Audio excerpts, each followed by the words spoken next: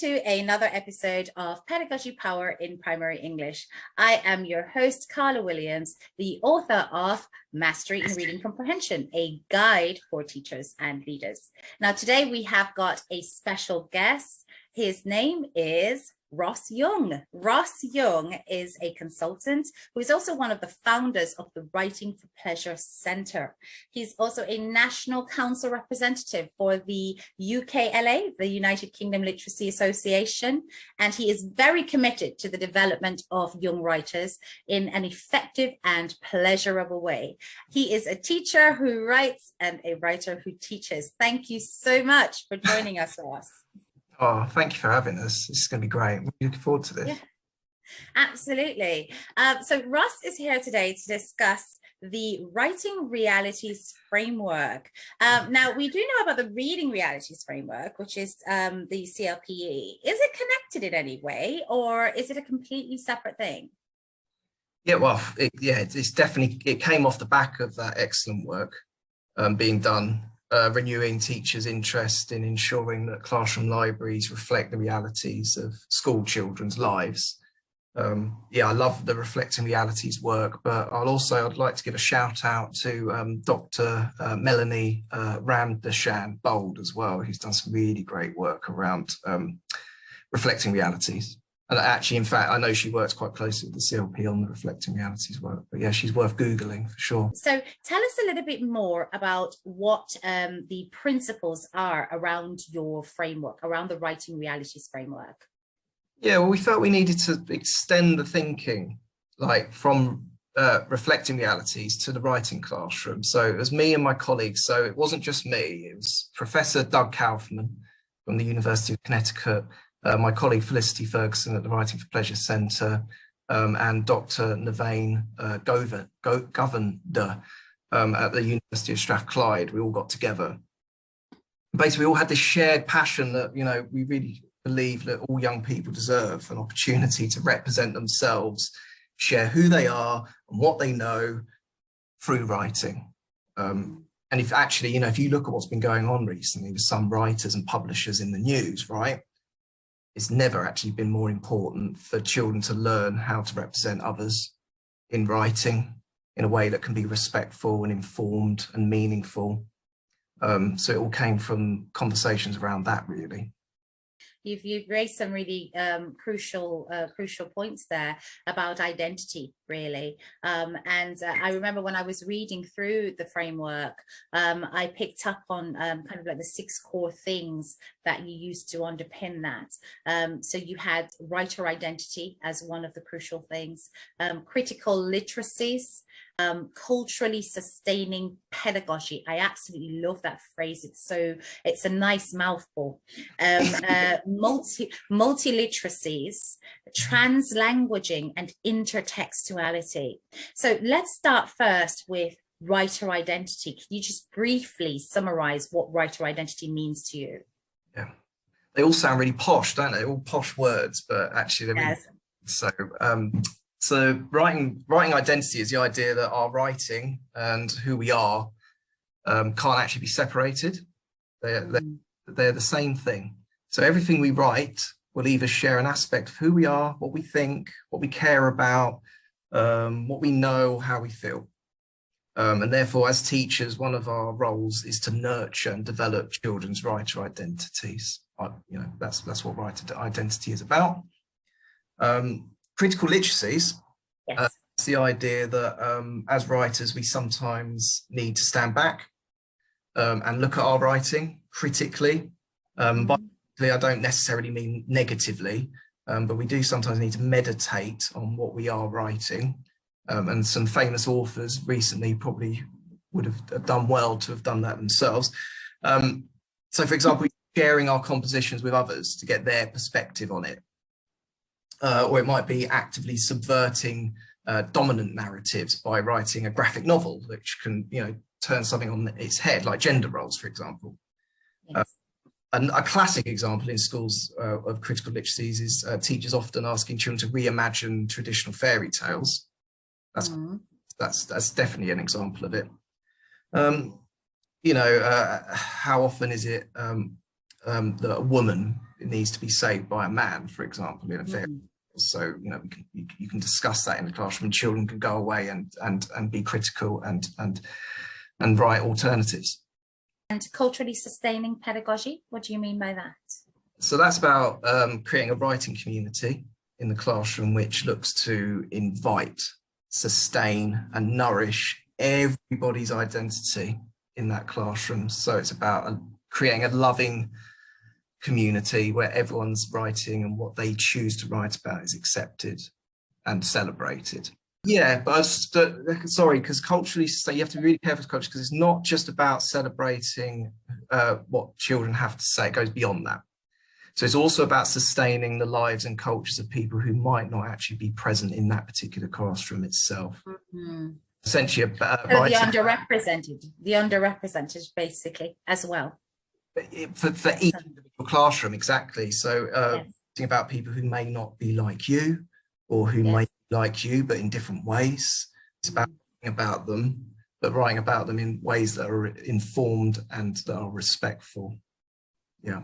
So multiliteracies, I'm assuming we're looking at, you know, making sure that children have got a wide access to genres, is what I'm picking up there. Yeah, like multi-literacies. Yeah, exactly. Yeah. It's also about multiple ways in which writing can be crafted. So it doesn't have to be always teacher-centered. You know, it can be peer-produced, so children can work collaboratively. Dare I say that actually you could occasionally have a young writer in your classroom come up and actually deliver a lesson on an aspect of writing. It's about looking at how not just the product, but how the writing teaching can be done in multiple ways. Translanguaging, that was an interesting one. What do you mean by that? Translanguaging. Oh, I love it. And intertextuality. Felicity's just finished a lovely mini book on our website about multilingualism. And so a lot about translanguaging for that. And it's about when young writers are given a choice over how they decide to use language according to different circumstances and in response to different purposes that they have for their writing. So it means children can write in multiple languages. They can use different dialects. They can use different language varieties if they want to, and they can actually write in different registers. So, you know, using different levels of formality depending on who they're writing for. One of the things that when it comes to the national curriculum and this whole kind of thing about formal language versus informal language, we are pushed as primary teachers to make sure that children have got a command of standard English and that they're able to adapt their register, although it's not necessarily as strong a expectation as it used to be. But certainly they have got to have the ability to write formally and informally in some cases. But most teachers interpret that informal language representation to mean a dialect of English that they are familiar with. So we're talking about broken English. You know, when dealing with children who are from a wide cultural background, you are going to come across various dialects. Some of them are forms of English, some of them are not.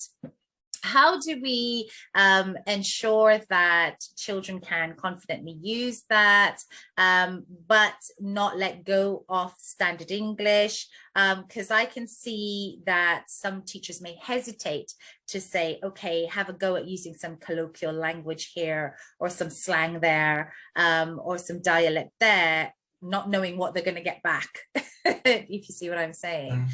So how do you audit that as the teacher to make sure that you are getting a good degree of informal colloquial language that covers that cultural wealth in your classroom, but still making sure that children are using standard English appropriately? It's an important question. So Dr. Ian Cushings, that's another gentleman worth Googling. He's doing some wonderful work about this at the moment. He's bringing out a lot of research papers on exactly what you've just described. You're right, you know, English is what is asked for by the curriculum. Writing in standard English for a long time has granted people access and credibility. Yes.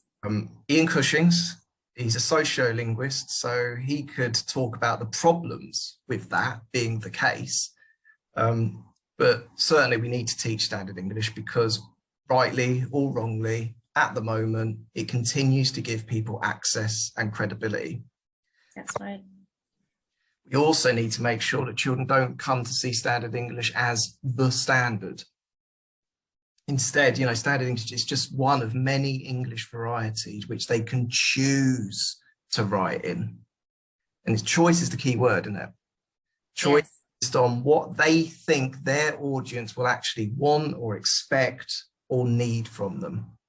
I can give a case in point of a child whom I had as a part of my intervention group. And it was a little girl from African background. And we were doing all these books, you know, including things like Charlotte's Web and stuff like that. And she was really struggling with her comprehension. She struggled with answering the questions and actually connecting to the story. So I went home and I thought about it. And then I went to my bookshelf and I picked out a book that I did when I was in primary school. And I went to primary school in Jamaica, in the Caribbean. We're very, very strong on using Caribbean authors in our schools. And the book that I chose was called Escape to Last Man's Peak. Now that is a Caribbean book. It's a book about a group of children from an orphanage based in Jamaica who had to, you know, travel across the country in a cholera outbreak without any adults. So you can imagine the adventures. And when she got that book and I was reading to her from it, her eyes just lit up. She was hearing things that were familiar, even though it wasn't African. There was stuff in the culture that reconnected with this child. And when I asked her questions about it, her answers were bang on. You know, I was like, okay. So you needed to connect in order to then focus on your comprehension skills. And through that, we were able to tackle her gaps in her understanding of text and how she answered questions. And it really made a huge difference to that child. I gave her the book in the end and had to buy another copy because she wouldn't let it go. She wanted to know what happened next. But yes, it is so important that we think about what our children bring to the table, isn't it? And how we can incorporate that in a way that pulls out the writer's voice and gives them that power to be able to write stories they connect to and that their audience will appreciate. Yeah, if you're talking about greater depth, right? What you just said there, you know, writer's voice. That's what these greater depth, you know, that's what they're looking for. Yes. A child can shift, you know, they can choose. I can use this language variety. I can write like this. I can play the game. I can write in standard English and sound very formal and posh, if you want to use that phrase. Yeah. They can, you know, I can do that, but I can also write in a way that's completely natural for me as well. You know, and that's what, you know, if we're talking about putting a portfolio of writing together for the greater depth standard, that's what I would want to see for sure. Yeah, it's that flair, absolutely. Writer. Yeah. So intertextuality, what do we mean by this? So this is the idea that what we write is influenced by our reading, our play, the things we watch, listen to, video games that children certainly play and some adults, and our various life experiences, what can be called life texts. And these texts, they not only affect what we write about, but how we write it and who we are as writers. So intertextuality is kind of like remixing or plagiarism. It's about children taking a text that they know, whatever that text might be, and making something new with it. Yeah, it's great. I love watching children play with intertextuality. It's fantastic. Fantastic. So clearly a lot of research has gone into this framework, but tell us a bit more about how the book Real Word Writers help teachers to incorporate this framework into everyday practice, because I'm aware that you have published this book. Yeah, firstly, children are explicitly taught idea generation techniques that writers use to generate their own ideas for class writing projects and their personal writing projects as well. And that helps develop their writer identities. because they're bringing their ideas to you rather than having to consume the teacher's ideas all the time.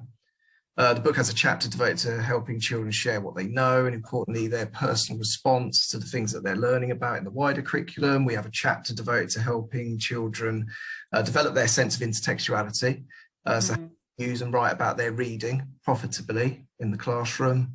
The projects we recommend are always purposeful and authentic, so they serve real reasons writers write.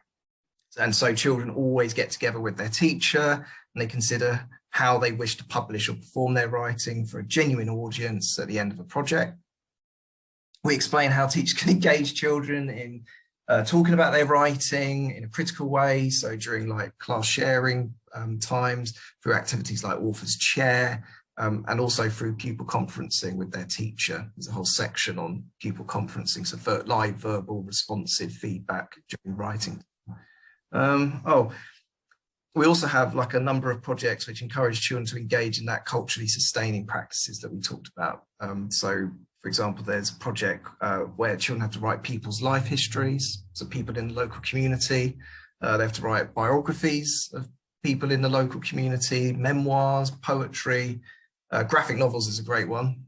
You know, graphic novels have got a great tradition of being subversive and trying to bring attention to people that might not otherwise be placed in books.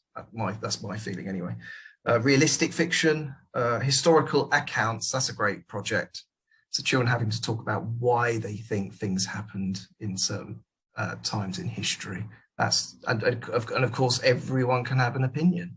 And Absolutely. Everyone can read each other's historical account. And then they get a much deeper understanding of that historical event because they get to read each other's. They're not 30 copies of the same thing, right?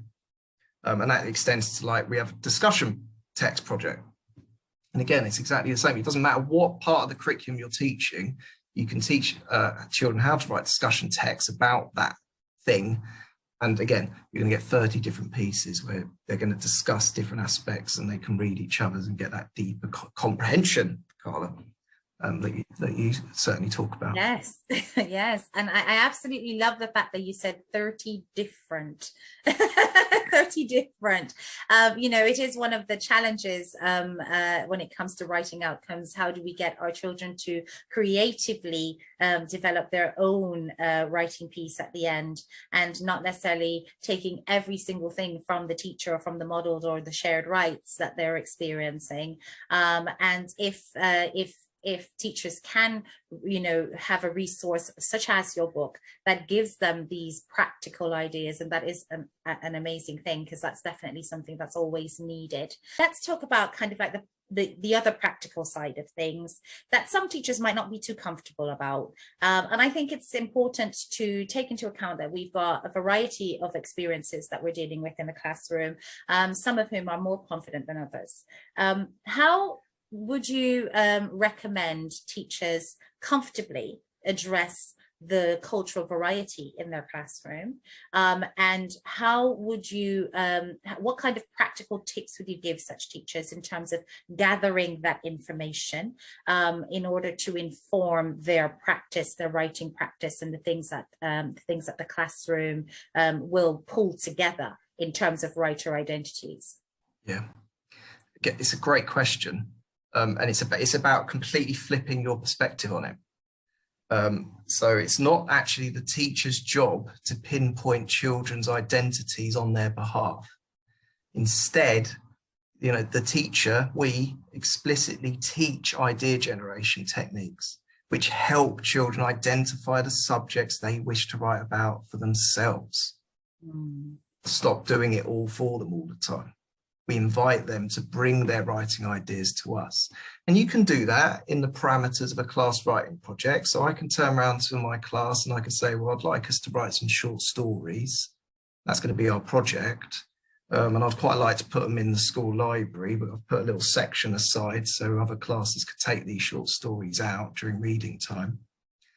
And I'm going to teach you lots of things about how to write great short stories. But, you know, whatever you want to write about for your story, that's up to you. And let's have a couple of sessions where we generate ideas, and we make sure that everyone has their story idea in their mind before we start the project, right? Yeah. It's about that shift in mentality that it's about the children bringing the ideas to you, which is a really can be a tough one. But you can do it in nursery. You can do it in nursery. You can do it in reception. So in our affiliate schools, it's sometimes done through what they call having an ideas party. So little nursery children, they sit on the carpet, teacher gets some flip chart paper out, and they just ask the most beautiful question. They sit them all down and they go, what would you like to make a book about today? If you ask that question to a group of nursery children, the responses you get are just phenomenal. Any children's writer that's got writer's block, all you need to do is ask that question in a nursery class and you'll just get the most fantastic ideas for books that you could ever imagine. And what the teacher does, the children are calling out all these different things they want to make their books about.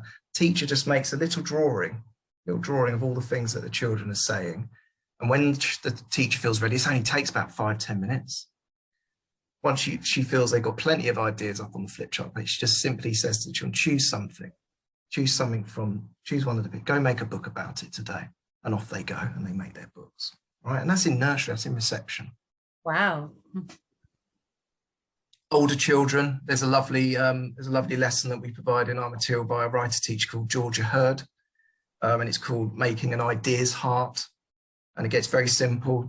Children write in their heart all the things that are important to them, all the things that they care about, all the things they're really knowledgeable about, passionate about. And they just choose one of those things to write an information text about, or perhaps, a personal narrative, a memoir. And actually, that's what's really interesting about that particular technique from Georgia Hurd, is that those two genres start to merge. And you get these beautifully informative texts, but they're also very moving non-fiction texts.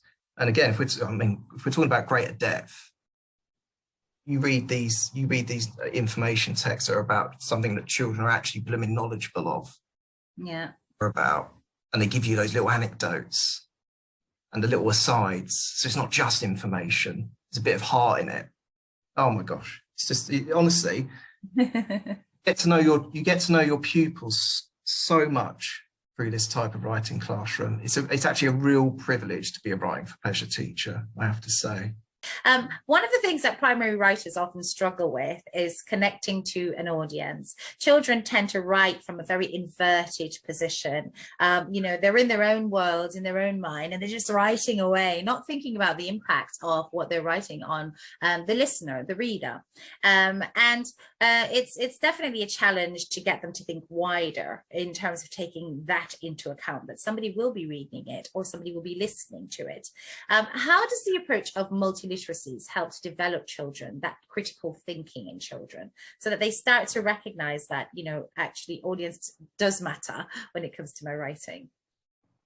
Yeah, that's such an interesting point that you make. And you're bang on. It's true that children often, usually unnecessarily, are asked for pseudo-authentic reasons. Essentially, let's be honest, fake reasons. And a diet of this kind of writing results in children, as you say, writing from an inverted position. Is that what you said? In their yes. mind? Yeah. Because there is no reader. Usually there's no genuine reader beyond the valuation. A good example is requiring children to write letters to glue sticks, persuading them to come back into the classroom. You seen this one? Oh my goodness. And it's hard, isn't it? It's hard to get in the morning, isn't it? It's hard to get How up. can you even imagine what the glue stick's going to say? Yeah, so to answer your point about why do children write it from an inverted position, is because often they're writing in some cases, they're writing to inanimate objects. Yes. To real blooming people, they're writing to glue sticks. So I'll respond back to them. Multiliteracies, so I suppose invites a class to get together, right? They get together and they talk about their goals for a class writing project. So I said, didn't I, earlier about my short stories that we're going to go into the library, yeah? So because I've said that at the beginning of a project, questions can be asked, can't they? Like, who do we want to receive our writing at the end of this project? What might they need from us? What are we going to have to do and think about to ensure that our writing is actually seen as successful and meaningful by these people? It's very difficult for children to give you genuine answers to those sorts of questions, isn't it? If they're genuine reader to blimmin' discuss in the first place, you know? So at the beginning of any project, you need to get together with your class and you need to talk about, well, who should we give this writing to? Yeah. Then they're not writing from an inverted reading. You're constantly, throughout that project, forever going to be talking about, oh, you know, so-and-so is going to read this. Now let's look at intertextuality. I'm really interested in intertextuality. I think it is, to me, the ultimate outcome of a writer's journey. For you to be able to rework a genre into something else takes skill to me, and sounds more like a greater depth thing. But is it something that every child of every ability can achieve?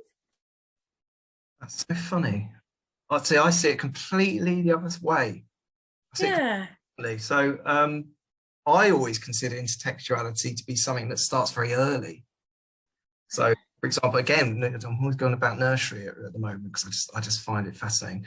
So, you know, when you write with children in nursery or in reception classes, they absolutely love playing around in intertextuality. So, you know, I've had Frozen inspired picture books. You know, they've obviously, and with text, because the text is in the word, doesn't necessarily mean books. You know, text, visual media is still a text. So you've got picture books.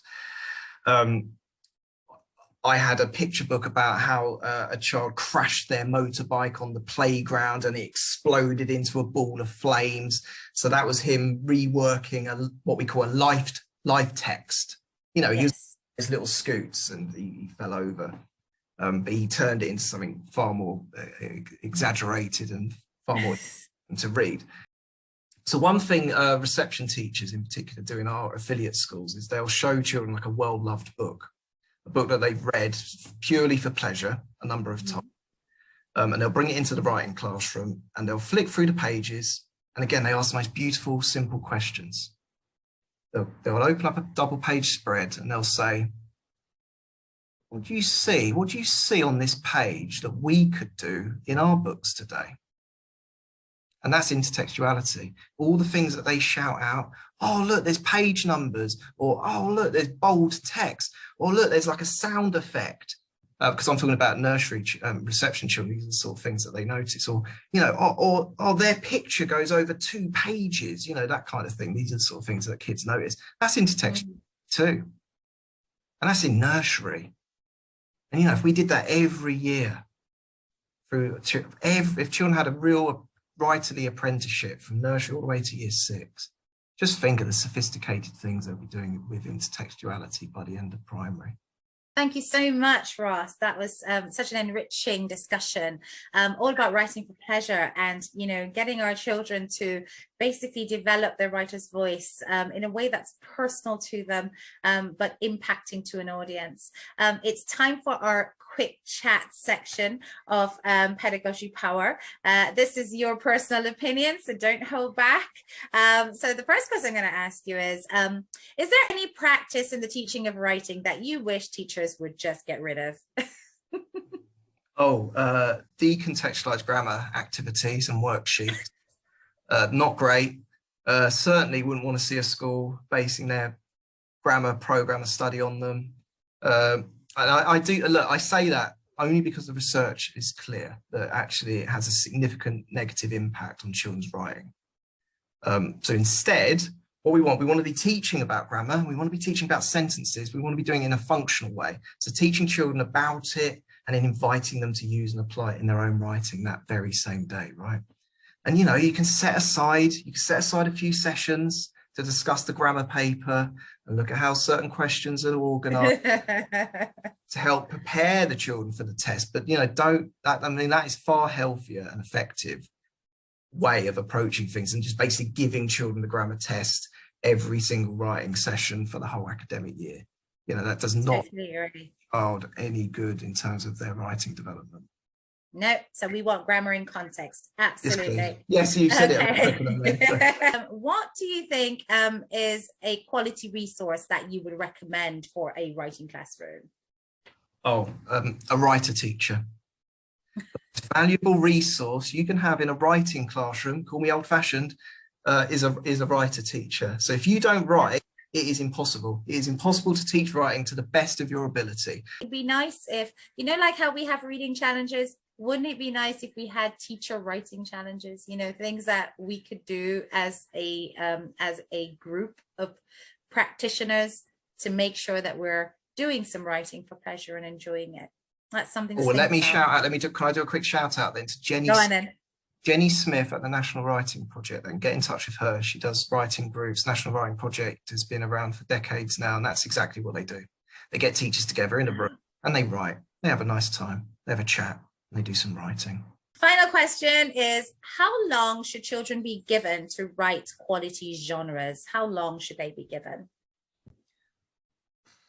Can't give you an amount of time. But I'd certainly say schools aren't giving children enough time to produce their most meaningful and successful writing. Writing is a process. It's not a one-off event. And I fear actually that it is increasingly becoming a one-off event in schools now. And children and teachers, because they're big, but by the powers that be or consultants coming in with their recommendations, you can't write well. You cannot write well as a one-off event, very rare. And so children are struggling and the teachers are struggling. It's really hard to teach writing if you're doing it as a one-off event. Thank you so much, Ross Young. You know, it's been a pleasure talking to you all about writing for pleasure as well. You know, it's been a really great session, and I'm sure teachers are going to take away a lot from this. We will put all the details about the Writing for Pleasure Centre in this video, so that if teachers or schools wish to get in touch with you, they can, as well as your social media handles in case anyone wants to follow your pages for all your future work. Thank you so much for joining us. Pleasure. Thank you.